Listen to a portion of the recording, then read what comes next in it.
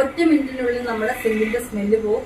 ഇങ്ങനെ ഒരു സ്പോഞ്ചോ അല്ലെങ്കിൽ നിങ്ങൾക്ക് എന്തെങ്കിലും സ്പോഞ്ചില്ല, നമ്മൾ റൂമിലൊക്കെ താമസിക്കുമ്പോൾ ഒരു വാഷ് ബേസിനെ കാണുള്ളൂ. അപ്പൊ അതിലൊക്കെ ഒന്ന് ക്ലീൻ ചെയ്യാൻ വീട്ടിലെ സിങ്ക് വൃത്തിയാക്കാൻ നിങ്ങൾക്ക് ഈ സ്പോഞ്ച് വേണമെന്നൊന്നുമില്ല. സാധാ സ്പോഞ്ചോ ഒരു കോട്ടൺ തുണിയോ മതി.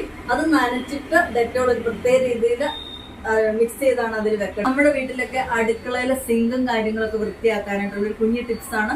ഡെറ്റോൾ നിങ്ങൾക്കൊക്കെ അറിയാം, എല്ലാത്തിനും വളരെ ക്ലീനിങ്ങിന് നല്ലതാണ്, അണുക്കൾ ഉണ്ടാവില്ല.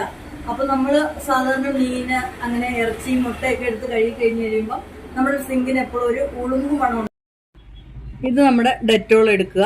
ഇങ്ങനെ ഒരു സ്പോഞ്ചോ അല്ലെങ്കിൽ നിങ്ങൾക്ക് എന്തെങ്കിലും സ്പോഞ്ച് മതി, അല്ല നനഞ്ഞ തുണി മതി. ഒരു തുള്ളി ഒഴിച്ചിട്ട് നമ്മൾ ആ ഉളുമ്പ് കഴുകിയിട്ട് ഇതൊന്നിങ്ങനെ ഒന്ന് കഴുകി വെക്കുക.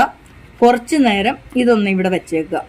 എന്ത് മാറാത്ത ഉളുമ്പും മാറിപ്പോവും. പിന്നെ ആ ഒരു സ്മെല്ലുണ്ടാകും. ഇഷ്ടപ്പെട്ട ലൈക്ക് ചെയ്യണം, ഷെയർ ചെയ്യണം, സബ്സ്ക്രൈബ് ചെയ്യണം. Thank you.